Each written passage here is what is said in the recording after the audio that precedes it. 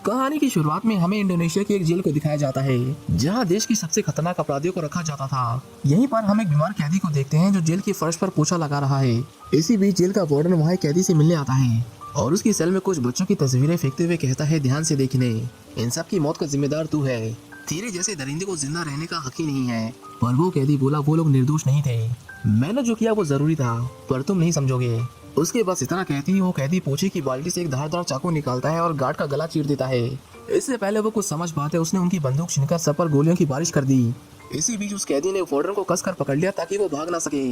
अब बस एक गार्ड और वो कैदी ही बचा था, पर वो दोनों भी एक दूसरे को गोली मार देते हैं। सेल के अंदर का कैदी सेल को तोड़कर बाहर आता है और वार्डन को देखता है जो रेंगते हुए भागने की कोशिश कर रहा था। वर्ली उसके मुंह में हाथ डालकर उसका जबड़ा तोड़ देता है। उसके चेहरे पर साफ झलक रहा था कि वो कानून से कहीं ज्यादा ऊपर है और यहाँ उसका कोई कुछ नहीं बिगाड़ सकता था। इसके बाद ली जेल के सभी कैदियों को आजाद कर देता है और उन सबको हथियार थमाकर आगे चलने को कहता है। सभी बहुत खुश थे, पर उनकी ये खुशी ज्यादा देर नहीं टिकती, क्योंकि आगे और भी गार्ड्स उन्हीं का इंतजार कर रहे थे। उन सब के बीच में बहुत भयानक गोलीबारी होती है जिसमें कोई नहीं बचता। हालांकि ली पहले से ही जानता था कि ये सब मारे जाएंगे, इसलिए वो जानबूझकर पीछे ही रहा। वो उन सब की लाशों के ऊपर से होता हुआ बाहर जाने लगता है। रास्ते में उसे जो कोई भी जिंदा मिला उसने उसे मार दिया और इस तरह इंडोनेशिया का सबसे खतरनाक क्रिमिनल एक बार फिर खुलेआम बाहर घूम रहा था। वहीं दूसरी ओर हम रोमी नाम के मछुआरे को देखते हैं। जब वो हर रोज की तरह मछली पकड़ने के लिए बोट निकालने जा रहा था, तभी उसने एक आदमी की बॉडी देखी जिसे समुद्र की लहरें बहाते हुए किनारे पर ले आई थी। इसके 2 महीने बाद हम आइलीन नाम की लड़की को देखते हैं, जो वहीं के एक लोकल हॉस्पिटल में एक डॉक्टर थी। आइलीन उस लड़के का इलाज कर रही थी जो उन्हें समुद्र के किनारे मिला था।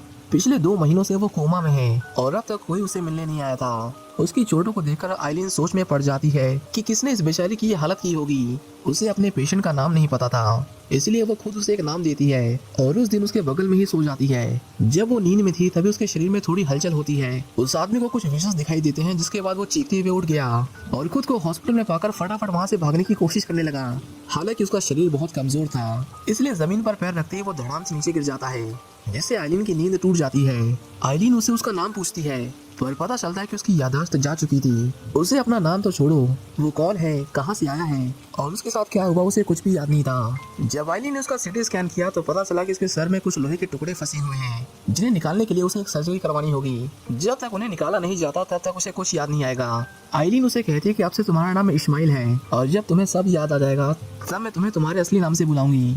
वो उसे रोमी से भी मिलवाती है जिसने उसकी जान बचाई थी। उसी रात हम कुछ गैंगस्टर्स को देखते हैं जो ली के जेल से भागने की खबर से बहुत परेशान थे।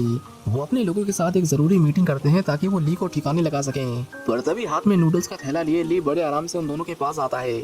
उसे देखकर ऐसा लग रहा था कि मानो वो जेल से नहीं पिकनिक से लौटा हो। ली उन दोनों के सामने बैठकर खाना खाने लगा, पर तभी उनमें से एक जो उन गैंगस्टर्स का बॉस था कहता है कि सीधे मुद्दे पर आते हैं, मैं तुम्हें इस धंधे से निकाल रहा हूँ। हमने तुम्हारे साथ बिजनेस इसलिए किया क्योंकि यहाँ तुम्हारा डर था, एक रुतबा था, पर अब सब खत्म होते नजर आ रहा है। आज रात तुझे मारकर तेरी जगह हम ले लेंगे, फिर हमें कोई रोकने वाला नहीं रहेगा। पर उन्हें क्या पता था कि ली के सामने उनकी कोई औकात नहीं थी। उसके बस एक इशारे पर उसके लोग वैन से बाहर निकलते हैं और बाहर खड़े उसके लोगों को मार डालते हैं। ये सब ली के ही ट्रेन किए हुए गुंडे थे, जिनसे लड़कर आज तक कोई भी जिंदा नहीं लौटा था। वहीं अंदर जब ली पर हमला होता है तो रिका नाम की एक लड़की उस पर हाथ उठाने वाले हर एक आदमी को काट डालती है। उसने अकेले उन सबको खत्म कर दिया और जब बाहर से उनकी मदद के लिए और कोई नहीं आया तो वो गैंगस्टर समझ गए कि अब उनका बचना मुश्किल है। उसने जैसे ही अपनी गन निकाली, ली ने चॉपस्टिक से उसके गले को चीरकर उसे मार डाला। उसके बगल में बैठे गैंगस्टर की तो डर के मारे पैंट गीली हो गई। वो बोलने लगा, मैं इस आदमी को नहीं जानता, ये मेरा बॉस नहीं है। पर ली बोला, जब तू इसे नहीं जानता तो जब ये बोल रहा था तो तू यहाँ बैठा बैठा सुन क्यों रहा था। ली उसे मारने ही वाला था कि तभी वो आदमी कहता है कि मुझे मत मारो, मैं कुछ ऐसा जानता हूँ जो आपके काम आ सकता है। मुझे एक आदमी के बारे में पता चला है जो आपका बहुत खास था, उन्हें वो समुद्र के पास मिला, वो अभी हॉस्पिटल में है, मैं उसे आपके पास ला सकता हूँ। ये सुनकर ली रुक जाता है और सोचने लगा कि कहीं ये वही तो नहीं। उसने बॉन्डी के कान पर गोली मारी और बोला, अब तू हॉस्पिटल जा सकता है, जा उसे उठाकर मेरे पास ला। बॉन्डी जब हॉस्पिटल गया तो एक नर्स से पहले फॉर्म भरने को कहती है, क्योंकि और भी पेशेंट लाइन में थे। पर बॉन्डी उस नर्स के साथ बदतमीजी करता है और उसे रोकने आए गार्ड्स को भी थप्पड़ मारता है। उन्हें लड़ते हुए देख आइलीन वहाँ आती है। जब उसने देखा कि उसका पेशेंट एक गुंडा है तो उसने सबसे पहले उसका इलाज करने का सोचा। जब आइलीन उसे दवा लगा रही थी तभी बॉन्डी उसे उस आदमी के बारे में पूछता है जो उन्हें समुद्र के पास मिला था। हालांकि आइलीन जानबूझकर ऐसे किसी आदमी के बारे में पता होने से मना कर देती है, जिसके बाद बॉन्डी को गुस्सा आ जाता है और वो डॉक्टर के साथ भी बदतमीजी करने लगता है। उसे गलत ढंग से छूकर तो उसने हद ही पार कर दी, जिसके बाद आइलीन उसे सिक्योरिटी को बुलाने की धमकी देती है। पर बॉन्डी जानता था कि अंदर कोई नहीं आएगा, इसलिए वो और बदतमीजी करने लगता है। पर तभी वहाँ इस्माइल आ गया और उसने उसकी उंगलियां तोड़ दी। गुस्से में बॉन्डी उसके सर पर कांच की बोतल दे मारता है, जिससे इस्माइल कुछ देर के लिए सुन्न हो गया। हालांकि जैसे ही उसने होश संभाला, उसे पता नहीं कौन सा भूत चढ़ा। उसने बॉन्डी की गर्दन पकड़ी और उसे इतनी जोर से दबाया कि उसकी सांस रुकने लगी। इससे पहले कि वो उसे मार डालता, आइलिन उसे शांत करती है, जिसके बाद इस्माइल उसे जाने देता है। उस रात घर जाते वक्त आइलिन इस्माइल से पूछती है कि कौन हो तुम? आज जो तुमने किया उसे देखकर मैं बहुत डर गई थी। अगर तुम यहाँ रहे तो तुम्हारी जान को खतरा हो सकता है। तुम मेरे साथ जकार्ता चलो। यहाँ इस्माइल को पता चलता है कि उसके सर में कुछ फंसा हुआ है, जिसके इलाज के लिए उन्हें जकार्ता ही जाना पड़ेगा। यहाँ रहा तो उन गुंडों का पता नहीं, पर ये बीमारी उसे जरूर मार देगी। अगले दिन हम उन दोनों को एक बस स्टैंड पर देखते हैं, जहाँ से जकार्ता के लिए बस जाती थी। बैठे बैठे इस्माइल को अपने अतीत की एक झलक दिखाई देती है, जिससे उसके सर में दर्द शुरू हो जाता है। इसी बीच हम बॉन्डी और उसके आदमियों को देखते हैं, जो छुपकर उस पर नजर रख रहे थे। जल्दी उनकी बस आ जाती है, पर वो उन्हें देख नहीं पाते, क्योंकि बीच में एक वैन आकर खड़ी हो गई थी। इसके बाद वो सब उस बस का पीछा करते हैं, पर उन्हें जरा भी आइडिया नहीं था कि इस्माइल उस बस में नहीं है, क्योंकि वो बस में चढ़ा ही नहीं था। रास्ते में गाड़ी को खड़ा देख ड्राइवर को मजबूरन बस को रोकना पड़ता है, पर जैसे ही उसने ऐसा किया, कुछ गुंडे बस में घुसकर उसे गोलियों से भून देते हैं। इसके बाद वो आब्दी को बाहर आने को कहते हैं, पर जल्दी उन्हें पता चला कि वहाँ इस नाम का कोई शख्स नहीं था। सबूत मिटाने के लिए वो बस में बैठे सभी लोगों को गोली मार देते हैं। आइलिन जो बहुत डरी हुई थी, वो मदद के लिए इस्माइल को फोन करती है, पर तब तक वो गुंडे बस में मौजूद हर एक आदमी, औरत और यहाँ तक कि बच्चों को भी मार देते हैं। आखिर में सिर्फ आइलिन और एक छोटी बच्ची ही बची थी। उन्होंने आइलिन से आब्दी के बारे में पूछा, पर उस बेचारी को कुछ नहीं पता था, जिसके बाद उन लोगों ने उसे बहुत मारा। उधर इस्माइल रोमी के साथ उस बस का पीछा करता है। जब उसने बस को सुनसान सड़क पर खड़ी देखा, तो वो दौड़कर अंदर गया और पाया कि सब लोग मर चुके थे। उसने एक लाश को ठीक से देखा, पर कहीं भी आइलिन नहीं थी। उसे वहाँ आइलिन का चश्मा मिला, पर इससे पहले वो कुछ समझ पाता, एक आदमी हाथ में पेट्रोल की कैन लिए बस के अंदर आया। इस्माइल उसे हाथ जोड़कर रिक्वेस्ट करता है कि वो उसे जाने दे, वो किसी को कुछ नहीं बताएगा। लेकिन उस आदमी ने इस्माइल पर हमला कर दिया। दोनों में फाइट होती है, जिसमें इस्माइल को उसके हाथ तोड़ने पड़े, पर इतना काफी नहीं था, क्योंकि पीछे से एक और आदमी उस पर पेट्रोल छिड़क देता है। उसने इस्माइल को जिंदा जलाने के लिए एक लाइटर बाहर निकाला, पर इस्माइल ने उसके पैर तोड़ दिए। वो फूंक मारकर लाइटर की आग को बुझाने की कोशिश करता है, पर तभी एक और आदमी उसकी जान के पीछे पड़ गया।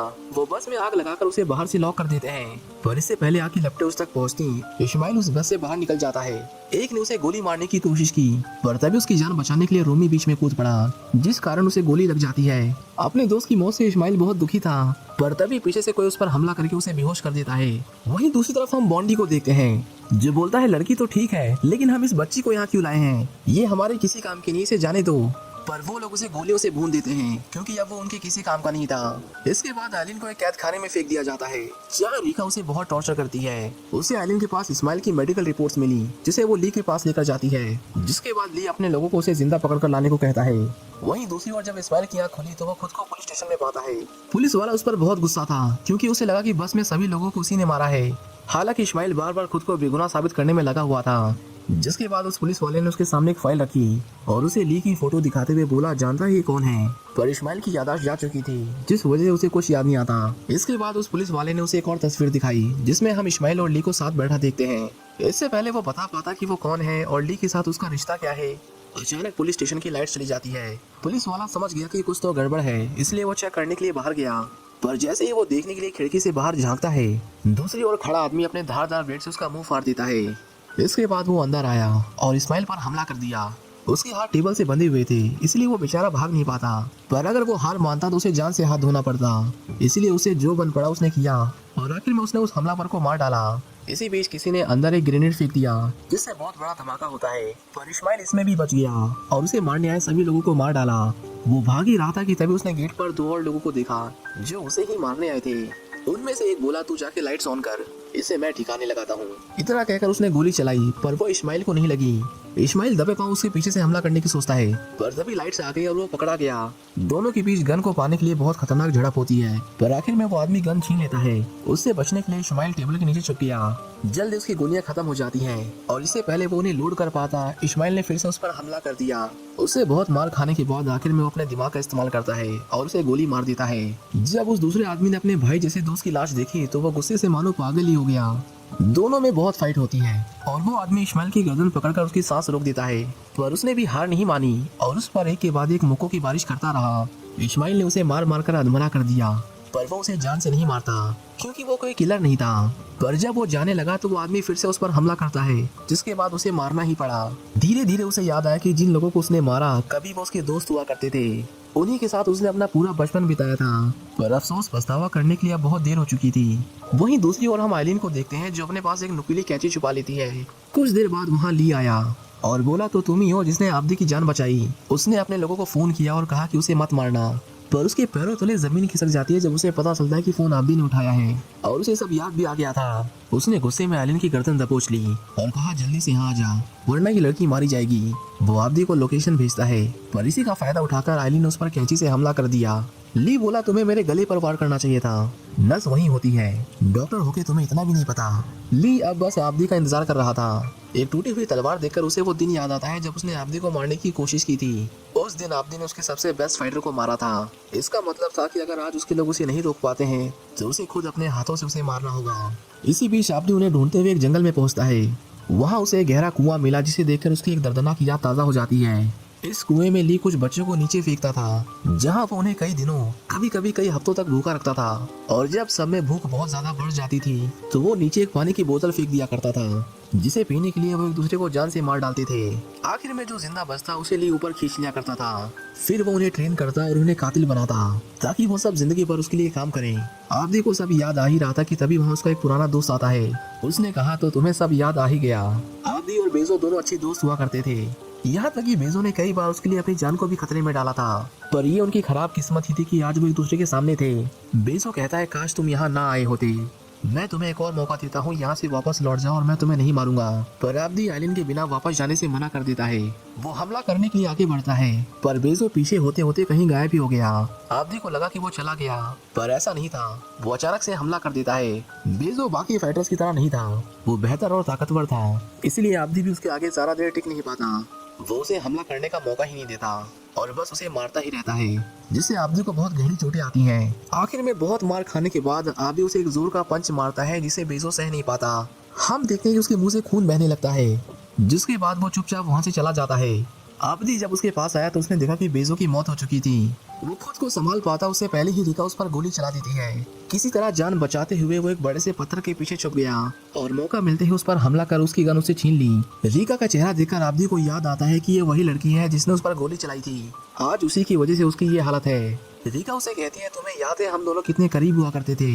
वो ये कहकर उसके पास आने की कोशिश करती है, पर आब्दी ने उसे पीछे रहने को कहा क्योंकि वो उसे मारना नहीं चाहता था। रिका कहती है उस लड़की के लिए तुम हमारे रिश्ते को भूल गए। वो गुस्से में थी इसलिए उसने आब्दी पर हमला कर दिया। वो उसे कई बार चाकू से मारती है जिससे वो बुरी तरह घायल हो गया। हालांकि आब्दी उसे नहीं मारता। वो बोला बहुत हुआ, यहीं रुक जाओ, तुम जानती हो कि ली एक दरिंदा है, उसका साथ मत दो। इतना कहकर वो वहाँ से जाने लगता है, पर रिका ने फिर उसे धोखा दिया और उसे मारने की कोशिश की। आखिर में आब्दी उसके सर पर वार कर उसे बुरी तरह घायल कर देता है। उसने रिका का चाकू उठा लिया और उसे पीछे हटने को कहा। ऐसा लगा कि दोनों ने समझौता कर लिया, पर आब्दी ने जैसे ही उसकी ओर मदद का हाथ बढ़ाया, रिका उस पर फिर से बंदूक तान देती है। उसने एक के बाद एक उस पर कई गोलियां चलाई, इसलिए आब्दी को भी उसे मारना पड़ता है। पर जब उसने अपनी आंखें खोली तो पाया कि उसे एक भी गोली नहीं लगी थी। ये रिका ने जानबूझकर किया था। वो कहती है अब हम दोनों का हिसाब बराबर हुआ, और बस ये कहकर वो उसकी बाहों में दम तोड़ देती है। उसकी मौत से आब्दी को बहुत तकलीफ होती है, पर वो बेचारा कर भी क्या सकता था। हम देखते हैं कि ली बड़ी बेसब्री से आब्दी का इंतजार कर रहा था। उसे उम्मीद थी कि वो यहाँ अपने घुटनों पर रेंगता हुआ आएगा, पर होता बिल्कुल उल्टा है। आब्दी उसे फोन करता है और बताता है कि वो बाहर ही खड़ा है। इसी बीच एक आदमी आइलिन के सेल में आता है और उसे अपने साथ चलने को कहता है। आइलिन ने जब उसे मना किया तो वो उसके साथ जबरदस्ती करने लगा। वो आइलिन का रेप करने की कोशिश करता है, पर तभी वो छोटी बच्ची उसके सर पर प्लेट दे मारती है, जिससे उसे बहुत चोट आती है। इसके बाद उसने आइलिन और उस बच्ची को बहुत मारा। मौका पाते ही वो लड़की उसकी राइफल उठा लेती है और इसी बीच आइलिन ने भी उस पर हमला कर दिया। उस आदमी ने जब उनके कांपते हुए हाथ देखे तो उसे लगा कि ये लोग क्या ही गोली चलाएंगे, पर तभी वो छोटी बच्ची राइफल से लॉक हटा देती है, जिसके बाद आइलिन ने उसे गोलियों से भून दिया। वो दोनों बाहर जाते हैं जहाँ उसे एक और आदमी मिला, पर वो उसे भी मार डालती है।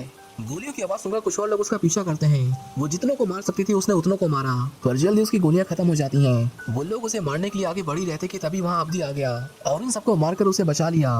वो बोला आइलिन बाहर आ जाओ, ये मैं हूँ इस्माइल। पर हम देखते हैं कि आइलिन बहुत डरी हुई थी। वो उसे खुद से दूर रहने को कहती है क्योंकि उसे लगा कि वो भी इन लोगों की तरह एक दरिंदा है। पर आब्दी बोला आइलिन मैं इन लोगों जैसा नहीं हूँ, तुमने एक बार मेरी जान बचाई थी, मैं चाहता हूँ कि एक बार फिर मुझे बचा लो। ये सुनकर आइलिन ने चाकू नीचे कर दिया और उसके गले लगकर जोर जोर से रोने लगी। इसी बीच आब्दी की नजर ली पर पड़ी जो बहुत गुस्से में था। वो उस पर हमला कर देता है और उसे बहुत मारता है। ली बोला तू बस एक कुत्ता है जिसे वफादारी का मतलब नहीं पता। जब उसे पता चला कि रिका मर चुकी है तो वो रोने लगा, क्योंकि उसने रिका को अपनी बेटी की तरह पाला था। आब्दी कहता है वो उसी दिन मर गई थी जब तुमने उसे कुएं से बाहर निकाला। उसकी मौत के जिम्मेदार सिर्फ तुम हो। ये सुनकर ली को बहुत गुस्सा आता है और वो आब्दी पर हमला कर देता है। उसका हर एक वार बहुत सटीक और जानलेवा था, जिसके कारण बस कुछ ही मिनटों में आब्दी अपने पैरों पर खड़ा तक नहीं हो पाता। पर उसमें अभी जान बाकी थी, इसलिए वो हार नहीं मानता और ली से लड़ता रहता है। ये फाइट तब तक खत्म नहीं होती जब तक दोनों में से कोई एक मर नहीं जाता। देखते ही देखते उनकी लड़ाई और भी घातक होती जाती है, जिसमें आब्दी को सबसे ज्यादा दर्द सहना पड़ता है। पर इन सबके बावजूद वो हिम्मत करके एक बार फिर से उठता है और उसने ली पर एक के बाद एक कई मुक्के बरसाए और अपने आखिरी वार में उसने ली को इतनी जोर से मारा कि उसके बाद वो दोबारा खड़ा नहीं हो पाया। अब उसमें और लड़ने की हिम्मत नहीं बची थी, इसलिए वो वहाँ से भागने की कोशिश करता है। पर आब्दी उसका पीछा नहीं छोड़ता। जब तक वो उसे मार नहीं देता वो कहीं नहीं जाने वाला था। ली एक बार फिर से उस पर हमला करता है। इस बार उसने अपनी पूरी ताकत झोंक दी, पर आब्दी भी उसका एक हाथ तोड़ देता है। आब्दी उसे उठाकर एक नुकीली लकड़ी पर फेंक देता है, जो उसके शरीर को चीरकर उसके आर पार हो गई। ली अब अपनी आखिरी सांसें गिन रहा था, पर उसकी मजाल तो देखो, मरते मरते भी वो आब्दी को मारने की कोशिश करता है। ली उसके गले को उसी नुकीली लकड़ी में घुसाने की कोशिश करता है।